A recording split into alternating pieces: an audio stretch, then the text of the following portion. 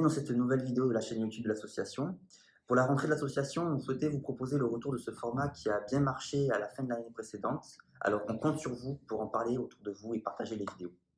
Alors aujourd'hui, je me trouve une nouvelle fois à l'université Toulouse-Jean Jaurès pour vous présenter une nouvelle vidéo avec un étudiant et ancien du lycée Victor Hugo de Colomiers qui va vous présenter son parcours post-bac. Alors bonjour Martin. Alors Salut pour Pierre. commencer, peux-tu te présenter pour ceux qui regardent cette vidéo et présenter en même temps ton parcours post-bac? Donc voilà, moi je m'appelle Martin, j'ai 20 ans et donc je suis à l'UT2J, donc l'Université de Toulouse-Jean Jaurès, depuis maintenant 3 ans. Donc je suis dans ma troisième année de licence, dans une licence un peu particulière qui est la bidisciplinaire histoire-géographie. J'y reviendrai après, elle a quelques différences avec les licences classiques. Mon parcours un petit peu plus, donc là je suis là depuis 3 ans, pour rentrer un petit peu plus dans le détail de la licence. J'ai fait une licence 1 en histoire, tout ce qu'il y a de plus classique, avec donc l'histoire en majeur et la géographie en mineur. Et moi j'ai eu la chance, entre guillemets, à la fin de ma L1, la fac a ouvert une nouvelle licence qui s'appelle donc la licence bidisciplinaire d'histoire-géographie, qui nous qualifie un petit peu plus pour l'enseignement. En fait, il y a eu une réforme des concours pour l'enseignement dans le secondaire qui fait qu'on a besoin d'avoir plus d'acquis en géographie. Donc, ils ont ouvert cette bidisciplinaire qui était plutôt sélective. Donc, on a la chance d'avoir cette bidisciplinaire à Toulouse et à Paris. Donc, c'est vraiment l'un des atouts. Si vous voulez faire prof d'histoire géo, quel que soit le niveau dans lequel vous voulez enseigner, ça reste un atout de cette fac. Donc, dans cette licence-là, qui se commence à partir de la deuxième année de licence, du coup, vous aurez les mêmes coefficients en histoire et en géographie. Donc, ça vous demandera la même dose de travail. Il n'y a plus de majeur ou de mineur, c'est vraiment histoire et géo. Donc, en termes de travail, c'est un petit peu plus costaud, mais par contre, ça a quand même des avantages. Déjà, si ça vous intéresse, c'est déjà pas mal parce que moi, j'ai fait l'erreur de prendre ça parce que j'avais en tête de devenir prof d'histoire, géographie, et au final, je me dirigerai pas vers ça, mais j'en reparlerai plus tard.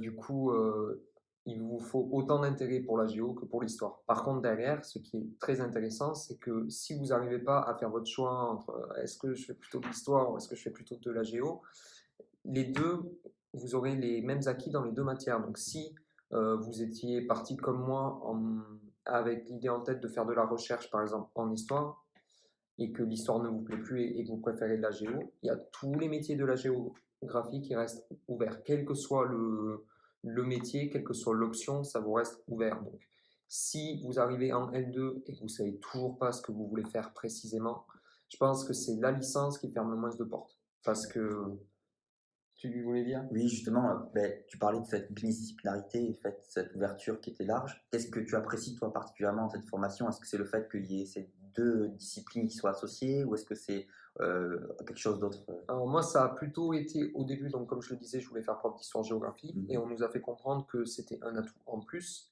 Ensuite, c'est quand même toujours intéressant de voir la géographie un petit peu plus. Et bien sûr, on commence à avoir des cours de pédagogie, des cours pour nous préparer au master MEF, en fait, qui est donc le master, l'un des masters pour devenir enseignant. Donc des cours pour nous apprendre à mieux exploiter les documents, à transformer les documents, en fait, pour pouvoir les faire étudier aux élèves.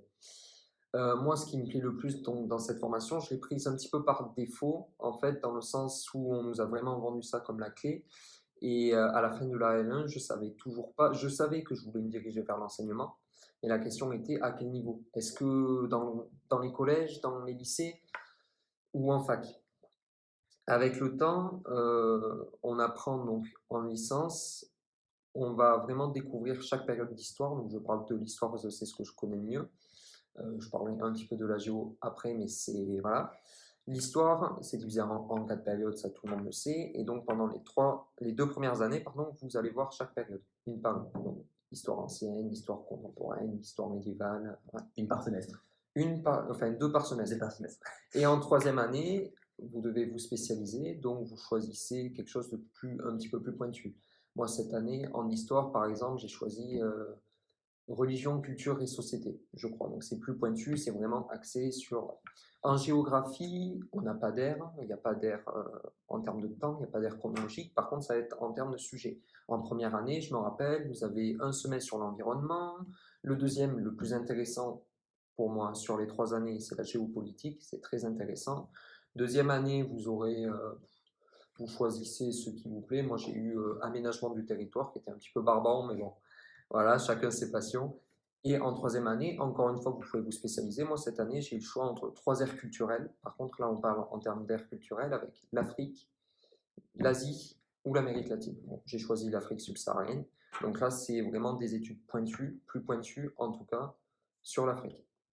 Voilà, donc ça, c'était vraiment pour la formation. Donc ce que j'apprécie le plus, ça reste vraiment cette ouverture en fait. Parce qu'on ne s'ennuie pas, parce qu'il y a des fois où j'ai des très bons collègues qui sont en cursus rempli d'histoire. Au bout d'un moment, ils saturent un peu. Voilà, parce qu'on revoit quand même les mêmes choses, mais chaque année, on creuse un petit peu plus. Donc chaque année, ça devient un petit peu plus pointu. Mais quand ça fait depuis la seconde qu'on vous parle de la Seconde Guerre mondiale, au bout d'un moment, voilà. En termes de débouchés, du coup,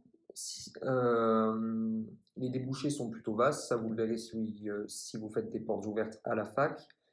Vous pouvez partir vers le journalisme avec l'histoire. L'histoire, c'est vraiment l'histoire géo. En plus, c'est vraiment un centre de gravité. Il y a beaucoup de choses qui gravitent autour, sachant que si on prend les options, vous pouvez faire de l'histoire de l'art, vous pouvez faire de l'archéologie. Enfin, c'est vraiment très large. De l'économie, de la sociologie. De l'économie, ouais, il y a plein vraiment... Les options sont vraiment très larges, par contre. Elles ne se raccrochent pas à un cursus. Si j'avais voulu, j'aurais pu faire musicologie en option, par exemple, ce qui n'a rien à voir avec l'histoire, ou même philosophie. Donc, les débouchés, vous pouvez partir sur tout ce qui est journalisme. Ça marchera très bien. Vous pouvez partir vers les métiers de l'administration. Aussi, je connais des gens qui ont fait ça ou qui partent sur ça. Et bien sûr, les métiers de l'enseignement. Et de l'enseignement, mais aussi de la recherche. Donc moi, dans mon cas, pour parler encore un petit peu de moi, comme si ça ne suffisait pas, je pars sur un master en recherche, normalement, si j'en trouve un.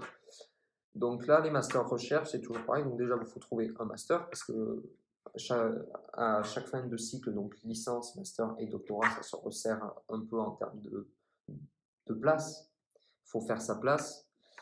Et donc travailler tout au long Et de donc tes travailler études. tout au long de l'année parce qu'ils regardent tout, ils regardent les 3 années de licence. Voilà. Si vous êtes mis avec quelqu'un qui a le même niveau que vous, ça sera les absences, ça sera tout ça qui vont compter. Mais ça, à la limite, on peut en parler un petit peu après. De toute façon, les lycéens et les personnes qui regardent ces vidéos commencent à être habitués. Tous Ouais, nos ouais, intervenants le rappellent au fil des vidéos, que ce soit dans les faut bosser écoles, quand même. sur les Voilà. universités. Mais, Voilà, le travail toujours tout au long des semestres et des années. et donc, du coup, moi là, je me centre vers un master recherche en histoire médiévale. Parce que là, l'histoire médiévale, c'est une grosse partie d'histoire quand même, ça dure plus de 1000 ans. On ne le voit pas, on le voit que très peu. Donc, je me centre là-dessus parce que, bon, selon les périodes qui vous plaisent, c'est toujours pareil. Il y en a avec qui vous aurez plus d'affinité. Moi, je pense que la fac, ça vous offre pas un métier, on va être cash. Tu sors de la fac, tu ne trouveras pas un boulot. Ça, c'est clair, il faut garder ça en tête.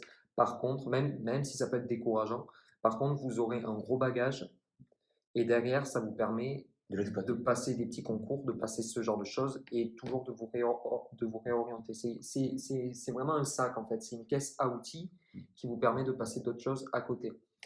Donc moi je pars sur un master recherche en médiéval et si j'ai le courage, parce que donc le master c'est 5 ans après le bac, je partirai sur un doctorat, toujours en histoire médiévale parce que c'est ce qui me plaît le plus et pour peut-être finir enseignant-chercheur ici. Voilà. Et pour finir, du coup, cette vidéo très intéressante, parce que du coup, tu as bien détaillé ton parcours et aussi la licence en général. Si tu avais quelques conseils ou un conseil à donner en général à ceux qui regardent cette vidéo et qui se posent des questions sur l'orientation en général ou sur la fac, peut-être. Alors, pour parler de la fac, parce que c'est tout ce que je connais moi, j'ai pas fait de DUT avant ou de classe prépa, j'ai fini le lycée, je suis rentré à la fac de suite. Déjà, c'est du travail régulier, c'est très bateau, c'est très chiant à dire, je le reconnais, mais La première année, moi on a eu de la chance, on l'a fait. Enfin, moi, j'ai eu ma première année de licence en distanciel complet. J'ai passé l'année chez moi, comme pas mal d'entre nous, je pense. En deuxième année, c'est pas le même rythme. On peut pas tricher sur les contrôles, ça marche pas, hein. Donc, c'est du travail régulier, parce que sinon, vous vous retrouvez à la fin du semestre avec des cours comas, et ça peut être très très compliqué, et vous dormez pas beaucoup. Donc, c'est vraiment de l'organisation et du travail régulier. Parce que il vous faut vraiment, pour moi, la clé de la réussite à la fac, c'est gérer son temps. Parce que certes, on a 15 heures de cours, donc il y a des gens qui me diront qu'on est des branleurs, hein, on va être cash. Mais à côté, les profs vous le diront, 1 heure de cours, c'est au moins 3 heures de travail perso derrière. Le cours de fac, ça représente 40% de ce que vous devez savoir, même pas. Donc derrière, c'est des lectures, c'est des recherches perso. Donc il faut que ça vous intéresse. Si vous partez en histoire parce que voie de garage, hein, typiquement, je ne sais pas trop ce que je vais faire de l'histoire. On le voit chaque année, au premier semestre, ces gens-là, ils sont plus là. Donc l'histoire, c'est bien, mais il faut déjà avoir un bon intérêt pour l'histoire, aimer lire, aimer la littérature, et surtout savoir s'organiser. C'est une question de rythme. Parce que si vous bossez pas du tout, vous allez vous planter. Et si vous bossez en permanence, vous allez vous planter aussi parce que vous avez le cerveau qui va finir par lâcher. Donc voilà, c'est vraiment, il faut trouver son propre rythme et je pense que c'est ça le plus dur, un équilibre. Voilà. Moi, ça serait les conseils. Donc là, pour cette année, il vous reste quelques mois quand même avant Parcoursup et tout ce bazar. Donc, même si c'est chiant, il reste quelques mois. Bossez à fond parce que la fac, ça reste une voie quand même, une voie de garage, hein. Malheureusement, c'est triste à dire. Donc, si vous voulez vraiment faire ce que vous voulez et avoir le choix, il faut bosser. Voilà, c'est le seul conseil que je peux moi donner. Voilà. Je suis pas encore très légitime pour donner des conseils. Ben, merci à toi en tout cas pour, Écoute, merci à toi. ces précisions sur cette belle licence ici à l'UT2J. Merci à vous qui regardez cette vidéo. On compte sur vous pour la diffuser, la faire tourner autour de vous. N'hésitez pas à poser vos questions en commentaire. Et on se retrouve très très vite pour de nouvelles vidéos avec d'autres étudiants, mais aussi des nouvelles séries sur notre chaîne YouTube et nos réseaux sociaux. À très vite.